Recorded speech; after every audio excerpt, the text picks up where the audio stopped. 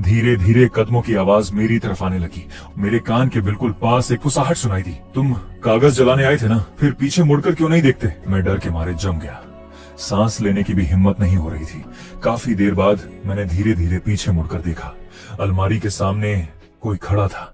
वो शाउदी नहीं थी, वो भविष्यवाणी करने वाला मास्टर था। उसका चेहरा पीला पड़ चुका था। वो अपने दांत दिखाकर मुस्कुराया और बोला, उसे सिर्फ तुम्हारी जान चाहिए। वो सबसे पहले मेरे पास आई थी और पूछ रही थी कि तुम उसका साथ देने कब आओगे। इतना सुनते ही मैं बेहोश हो गया। जब मेरी आंख खुली, मैं अस्पताल में था। लिन शूलान मेरी बिस्तर के पास बैठी थी। जैसे ही उसने मुझे होश में आते देखा, वो मेरा हाथ पकड़ लिया। उसने बताया कि मैं तहखाने में बेहोश मिला था। गांव के बूढ़े झांग सुबह किसी काम से पुराने घर गए थे। उन्हें नीचे से आवाजें सुनाई दी, तो उन्होंने मुझे फर्श पर बेहोश पड़ा पाया। मैंने घबरा कर पूछा, मास्टर का क्या हुआ? उसका चेहरा अचानक अजीब हो गया। मास्टर कल रात मर गया। उसने अपने ही घर के आंगन में फांसी लगा ली। मैं झटके से उठ बैठा। ये असंभव है, मैंने उसे कल रात तहखाने में देखा था। लिन शूलान डरते हुए मेरी तरफ देखने लगी। तुम क्या कह रहे हो? जब तुम तहखाने में गए थे तब तक उसकी मौत काफी देर पहले हो चुकी थी। मेरे दिमाग ने काम करना बंद कर दिया। पूरा शरीर बर्फ जैसा ठंडा पड़ गया, लेकिन असली डर अभी बाकी था। लिन शूलान ने कहा, पुलिस को मास्टर के हाथ में एक नोट मिला है। उसने धीरे धीरे पढ़ा, शेन वेनडोंग, अगला नंबर तुम्हारा है। मैं बिस्तर पर पड़ा रह गया। लिन शूलान मेरा हाथ पकड़े कांप रही थी। अब हम क्या करें? शाउदी आखिर चाहती क्या है? मैंने आंखें बंद कर ली। मास्टर का सूझा हुआ चेहरा और उसकी बात बार बार मेरे दिमाग में गूंज रही थी। तभी अस्पताल के कमरे का दरवाजा खुला। एक नर्स अंदर झांकते हुए बोली, मिस्टर चेन, आपकी बेटी आपसे मिलने आई है। मेरी आंखें फट गईं। शूलान भी वहीं जम गई। अगले ही पल एक छोटी लड़की कमरे में दाखिल हुई। वही 20 साल पुरानी फूलों वाली फ्रॉक, वही 2 सिंह जैसी चोटियां और वही मासूम मुस्कान। वो धीरे धीरे मेरे बिस्तर के पास आई, सिर टेढ़ा करके बोली, पापा आप अस्पताल में क्यों हो? क्या आप बीमार हो? मैं अनायास पीछे हट गया। उसका हाथ हवा में ही रुक गया। फिर उसने धीमी आवाज में पूछा, क्या अब आपको मैं पसंद नहीं हूँ? लिन शूलान बुरी तरह कांपने लगी। शाउदी ने उसकी तरफ देखा। माँ, आप कल रात कहाँ थी? आपने दरवाजा क्यों नहीं खोला? लिन शूलान हकलाने लगी। मैंने कोई दस्तक नहीं सुनी। शाउदी मासूमियत से मुस्कुराई। हाँ सही है, माँ तो कल रात मेरे कमरे में थी। वो दरवाजा कैसे खोलती? ये सुनते ही शूलान का चेहरा सफेद पड़ गया। उसे याद आया, कल रात कमरे में सचमुच कोई था और शाउदी उसे माँ कहकर बुला रही थी। लेकिन वो औरत थी कौन? शाउदी मुस्कुराते हुए फिर बोली, भैया कब वापस आएंगे? मुझे उनकी बहुत याद आ रही है। मैं और लिन एक दूसरे को देखने लगे। हम दोनों की आंखों में सिर्फ डर था। हमारा बेटा अभी भी अपनी नानी के घर था। शाउदी अचानक बिस्तर पर चढ़ गई। उसने एक हाथ मेरे कंधे पर रखा, फिर खुशी से बोली, आखिरकार हम सब फिर से साथ हैं। उसके हाथ बर्फ जैसे ठंडे थे। वो ठंड कपड़ों के आर पार होकर सीधे दिल तक उतर रही थी। अस्पताल से घर लौटने के बाद लिन शूलान का व्यवहार पूरी तरह बदल चुका था। वो मुझसे पहले जैसी बात नहीं करती थी, जैसे उसके मन में कोई बात हो लेकिन वो कह नहीं पा रही हो। जब भी मैं पूछता, वो सिर्फ सिर हिलाकर चुप हो जाती। उसी दोपहर हमारा बेटा चेन हाओ अपनी मंगेतर जो यातिंग के साथ घर आया। शाउदी अपने कमरे के दरवाजे से झांक रही थी। वो चेन हाओ को लगातार घूर रही थी।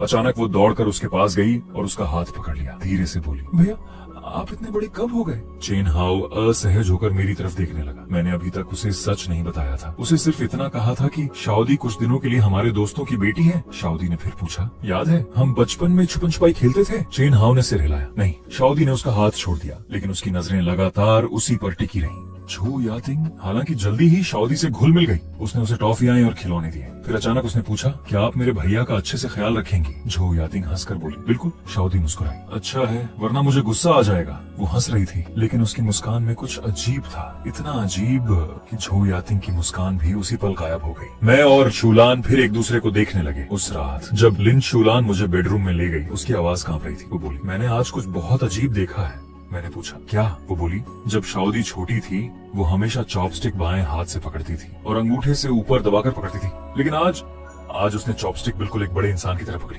एकदम सही तरीके से। और एक बात और, आज उसने 3 टुकड़े फैटी पोर्क खाए, बिना चबाए निगल गई। मैंने उसे आज एक आधुनिक गाना गुनगुनाते हुए भी सुना, आजकल का गाना। लेकिन जब शाउदी 12 साल की थी तब हमारे गांव में बिजली तक नहीं थी। उसे सिर्फ पुराने बच्चों के गीत आते थे। अब मेरे पास कोई जवाब नहीं था। लिन शूलान की आंखों में आंसू भर आए। वो कांपती हुई बोली, मुझे लगता है वो शाउदी नहीं है। मुझे लगता है वो किसी और चीज का रूप लेकर वापस आई है। उस रात फिर मुझे नींद नहीं आई।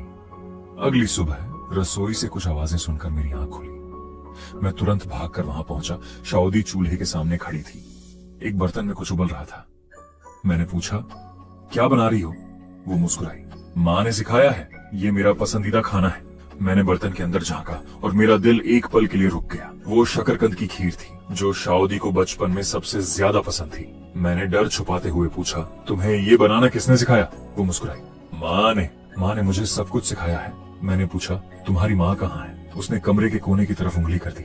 वहाँ कोई नहीं था, सिर्फ दीवार पर पड़ती हुई एक परछाई थी। मैं बिना कुछ बोले रसोई से बाहर भागा। मैं सीधे लिन शूलान के पास गया। वो अभी अभी उठी थी। मैंने जल्दी जल्दी सारी बात उसे बता दी। मेरी बात सुनते ही उसका चेहरा सफेद पड़ गया। तभी बाहर डोरबेल बजी। हम दोनों चौंक गए। दरवाजा खोला तो सामने चेन हाओ और झो यातिंग खड़े थे। अंदर आते ही झो यातिंग ने पूछा, क्या आप दोनों में झगड़ा हुआ है? शूलान ने जल्दी से मुस्कुराने की कोशिश की। नहीं, ऐसी कोई बात नहीं। फिर उसने पूछा, तुम लोग अचानक कैसे आ गए? मैं और चेन हाओ शादी की तारीख तय कर चुके हैं, अगले महीने की 8 तारीख। मेरा दिल बैठ गया। मैं तुरंत बोला, इतनी जल्दी? मेरे माता पिता चाहते हैं कि शादी जल्द हो जाए। फिर उसने मुस्कुराकर पूछा, वैसे वो छोटी लड़की कहाँ है? जैसे ही उसने ये कहा, शाओदी अपने कमरे से बाहर आ गई। उसने सफेद ड्रेस पहन रखी थी और वहीं 2 पुरानी चोटियां। वो मुस्कुराते हुए झो यातिंग के पास आई। झो यातिंग ने उसका हाथ पकड़ा और हंसते हुए पूछा, तुम्हारा नाम क्या है? तुम्हारी उम्र कितनी है? तुम्हें सबसे ज्यादा क्या करना पसंद है? शाओदी मुस्कुराई। भैया के साथ छुपन छुपाई खेलना? झो यातिंग ने हंसकर पूछा। और तुम सबसे अच्छी तरह कब छुपी थी? शाओदी कुछ पल सोचती रही, फिर बोली, 20 साल पहले, मेरा मतलब बहुत समय पहले, जब पापा मुझे वहाँ लेकर गए थे। उस पल पहली बार झो यातिंग की आंखें सिकुड़ गईं। उसने कुछ नहीं कहा, लेकिन ऐसा लग रहा था कि उसने कुछ नोटिस कर लिया है। दोपहर में हम सबने साथ खाना खाया। मैं लगातार शाओदी को देख रहा था। वो बिल्कुल किसी बड़े इंसान की तरह खा रही थी। उसकी हर हरकत, हर मुस्कान, हर नजर मेरे दिल में डर भर रही थी और मुझे साफ महसूस हो रहा था झो यातिंग भी उसे बहुत ध्यान से देख रही थी, जैसे वो किसी पहेली को सुलझाने की कोशिश कर रही हो।